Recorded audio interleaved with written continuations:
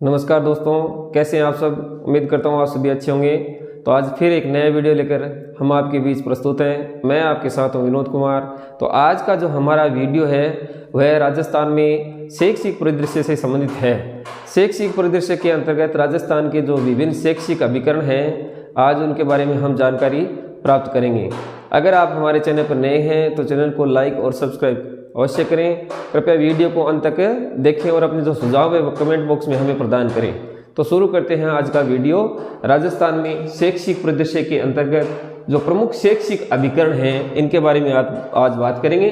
तो सबसे पहले बात करते हैं राजस्थान में जो शैक्षिक अभिकरण हैं उनमें RSCERT अर्थात राजस्थान राज्य शैक्षिक अनुसंधान एवं प्रशिक्षण परिषद, जिसका मुख्यालय उदयपुर में है, आज इसकी बात करेंगे। सबसे पहले तो इसकी जो स्थापना है, RSCERT की स्थापना है वह राज्य में गुणवत्तापूर्ण जो शिक्षा है उसे प्रदान करने के लिए और शिक्षा में विभिन्न सुधारों के लिए की गई।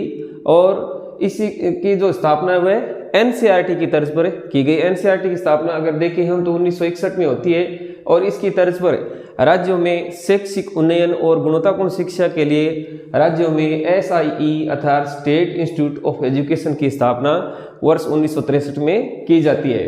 तत्पश्चात जो ये SIE हैं उनको वर्ष 1973 में SIE में जो SIE है इनको SCERT में बदल दिया जाता है और मेहरोत्रा समिति है उसकी सिफारिश के आधार पर इन्हें SIERT में बदल दिया जाता है। और इसी वर्ष राजस्थान में जो CERT है SCERT की स्थापना की जाती है। और SCERT की स्थापना कहाँ की जाती है? उदयपुर में इसकी स्थापना की जाती है। SCERT है जो कि राजस्थान में शिक्षा निदेशालय बीकानेर है, प्रारंभिक और माध्यमिक शिक्षा निदेशालय, इनकी सलाहकार संस्था के रूप में कार्य करती है। और 1 जनवरी 2002 से इसके जो प्रशासनिक नियंत्रण का कार्य है वह प्रारंभिक शिक्षा निदेशालय बीकानेर को सौंप दिया गया है। आगे अगर बात करें SCERT से इसके RSCERT के नाम के बारे में, तो मानव संसाधन विकास मंत्रालय की एक गाइडलाइन थी 3 अप्रैल 2018 की। उसके अनुसार जो विभिन्न राज्यों में SCERT हैं उनको RSCERT के रूप में पुनर्गठित किए जाने की अनुशंसा की गई और उसकी पालना में राज्य सरकार द्वारा 14 अगस्त 2018 को इसका जो नाम है SCERT के स्थान पर RSCERT कर दिया गया है। ये एक स्वायत्त शासी परिषद है और इसका जो नियंत्रण है वह राज्य सरकार के द्वारा किया जाता है। अब बात करें RSCERT के जो प्रमुख कार्य हैं उसके प्रमुख कार्य क्या हैं इनके बारे में बात करें तो सबसे पहले तो इसका कार्य है राजस्थान में जो गुणवत्तापूर्ण शिक्षा है उसके लिए टीचर्स ट्रेनिंग को वैश्विक मानदंडों के अनुरूप विकसित करना।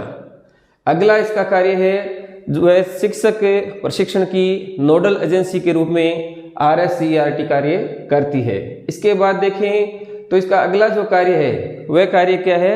जिला शिक्षक प्रशिक्षण जो संस्थान होते हैं अर्थात डाइट्स, तो उनके पाठ्यक्रम का निर्माण का कार्य भी RSCERT के द्वारा किया जाता है।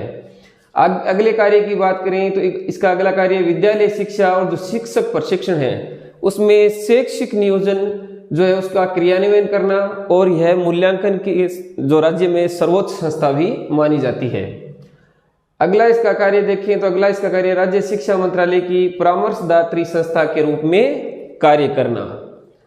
इसके बाद RT एक्ट 2009 जो है राइट टू एजुकेशन एक्ट 2009 है उसके अनुसार RSCERT को राज्य का सर्वोच्च अकादमिक प्रभारी माना गया है जो कि IASC, CTE, डाइट व BIT पर नेतृत्व का कार्य करती है। इसके बाद इसके स्वरूप की बात करें, प्रशासनिक जो ढांचा है उसकी बात करें तो इसके प्रशासनिक स्वरूप में देखें तो सर्वोच्च स्तर पर होते हैं निदेशक जिनकी संख्या 1 है जो कि IAS, RS स्तर के होते हैं, IAS या RS स्तर के होते हैं। फिर देखें अतिरिक्त निदेशक जो कि राजस्थान शिक्षा सेवा से होते हैं और इसकी संख्या भी 1 है। फिर होते हैं प्रोफेसर प्रथम जिनकी संख्या 4 है जो कि संयुक्त निदेशक के समकक्ष होते हैं। फिर होते हैं प्रोफेसर द्वितीय जो कि जिला शिक्षा अधिकारी के समकक्ष पद है और उनकी संख्या है 1। इसके बाद होते हैं एसोसिएट प्रोफेसर जिनकी संख्या 10 है और ये प्रधानाचार्य। जो पद है उसके समकक्ष होते हैं।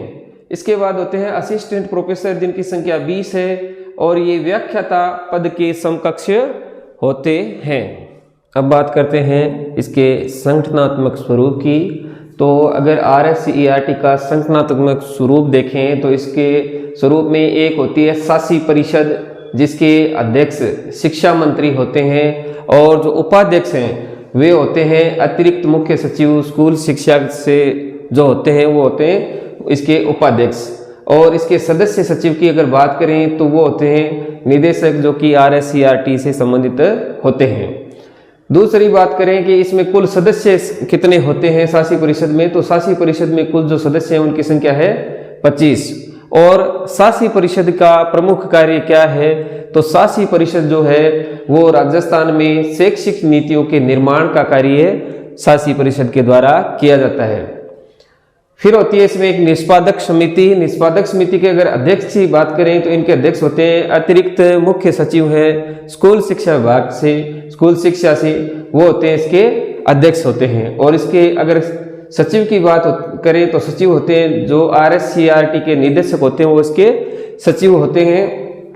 कुल सदस्यों की बात करें तो कुल सदस्यों की संख्या इसमें है 18। और जो निष्पादक समिति है इसका प्रमुख कार्य क्या है, तो जो शैक्षिक नीतियां होती हैं उनको राज्य में क्रियान्वित करना अर्थात उन्हें लागू करने का जो कार्य है वो निष्पादक समिति के द्वारा किया जाता है। अब आगे बात करते हैं RSCERT के जो प्रमुख प्रभाग हैं इनके बारे में बात करें तो इसके जो प्रमुख प्रभाग हैं वे हैं पाठ्यचर्या सामग्री निर्माण और मूल्यांकन प्रभाग। दूसरा है शैक्षिक सर्वेक्षण अनुसंधान एवं नीति परिप्रेक्ष्य जो प्रभाग है वो है। और तीसरा है व्यावसायिक शिक्षा, शिक्षक शिक्षा एवं फाउंडेशन प्रभाग। चौथा है सूचना एवं संचार प्रौद्योगिकी प्रभाग और जो यह प्रभाग है इसका मुख्यालय है अजमेर में। अगला है सर्वांगीण विकास एवं सामाजिक न्याय प्रभाग। इसके बाद है प्रशासनिक एवं अकादमिक आयोजना प्रबंधन एवं वित्त प्रभाग। ये तो वे RSCERT के 6 प्रमुख प्रभाग। और इसके अन्य जो कार्यों की बात करें, अन्य कार्य RSCERT के द्वारा क्या किए जाते हैं, तो इसके जो अन्य प्रमुख कार्य वे कौन से हैं। इसका एक बुनियादी साक्षरता संख्या ज्ञान, बुनियादी साक्षरता एवं जो संख्या ज्ञान है अर्थात FLN को राज्य में लागू करना। और FLN को लागू करने के संदर्भ में जो RSCERT है इसके द्वारा FLN संदर्शिका जिसका नाम है बुनियाद, उसका निर्माण किया गया है। इसके बाद मातृभाषा आधारित शिक्षक जो शिक्षण है उसके लिए मातृभाषा में ही शिक्षा हो, इसके लिए शिक्षक संदर्शिका जारी की गई है जिसका नाम है नवो वायरो। शिक्षक प्रशिक्षण जो मॉड्यूल है इनका निर्माण करना, इसके साथ साथ पंचवर्षीय योजना जो है FLN के संदर्भ में उसका निर्माण करना और शाला में प्रवेश हेतु बाल वाटिका के नाम से एक शिक्षक संदर्शिका जारी करना। वर्तमान में जो हवा महल है वह भी ऑनलाइन पत्रिका है और इसमें बच्चों को रोचक कथाओं के माध्यम से शिक्षण का कार्य करवाया जा रहा है जो कि साप्ताहिक जारी की जा रही है। एक बात श्रेष्ठ भारत जो कार्यक्रम है जिसमें कि सौंदर्य की जो भूमि है असम, उसको वीर भूमि राजस्थान से जोड़ा गया है और इसके लिए एक गतिविधि आधारित कैलेंडर जारी किया गया है जिसमें कि दोनों राज्यों के जो सांस्कृतिक आदान प्रदान है उनका कार्य हो सकेगा और राष्ट्रीय एकता को बढ़ावा मिल सके।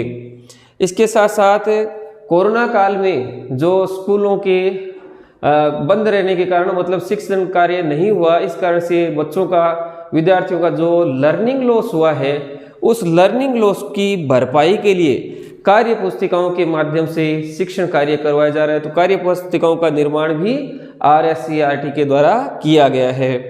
अगला इसका जो कार्य देखें अन्य कार्यों में, प्रमुख कार्यों में, तो वह है NCERT का जो निष्ठा प्रशिक्षण है, शिक्षक प्रशिक्षण के लिए निष्ठा जो कार्यक्रम चलाया जा रहा है उसका प्रभावी क्रियान्वयन भी इसी संस्था के द्वारा किया जाता है।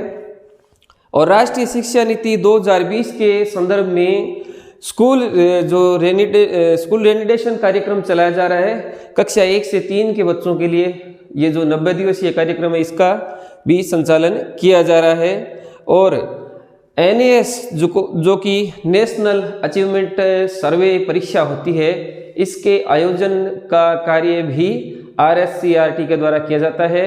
और अभी जो पीछे 12 मई 2021 को NAS परीक्षा हुई थी, इसमें राजस्थान की अगर देश के विभिन्न राज्यों के संदर्भ में रैंक देखें तो कक्षा 3 और 5 की परीक्षाओं में राजस्थान की रैंक है द्वितीय, कक्षा 8 की परीक्षा का जो परिणाम है उसमें राजस्थान की रैंक पूरे देश में तृतीय, और कक्षा 10 के संदर्भ में है इसकी रैंक चतुर्थ है। जो बात करते हैं माध्यमिक शिक्षा बोर्ड जो राजस्थान है, इसकी स्थापना के बारे में, इसके कार्यों के बारे में और इसके द्वारा जो पुरस्कार दिए जाते हैं इनकी बात करेंगे। लेकिन हमारे देश में जो ये माध्यमिक शिक्षा बोर्ड है, इनकी स्थापना कैसे की गई, तो इसके संदर्भ में भारत सरकार द्वारा सर्वप्रथम 1952 में जो एक मुदालियर आयोग है उसका गठन किया गया था और इसके अध्यक्ष थे लक्ष्मण स्वामी मुदालियर।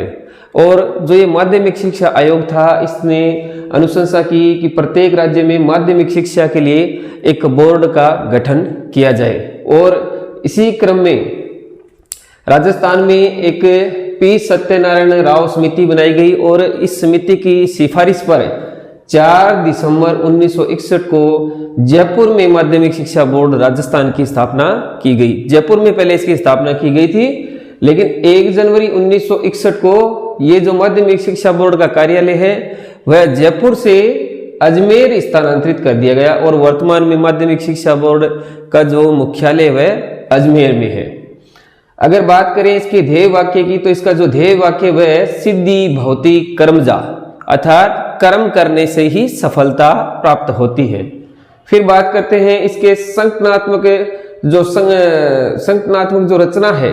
संगठनात्मक अगर रचना की बात करें कि इसमें किस प्रकार से सदस्य होते हैं, तो इसमें देखिए सबसे पहले होते हैं अध्यक्ष, जो कि एक गैर सरकारी व्यक्ति होते हैं और इनका जो अध्यक्ष का पद है या कार्यकाल है वह कार्यकाल होता है 3 वर्ष का।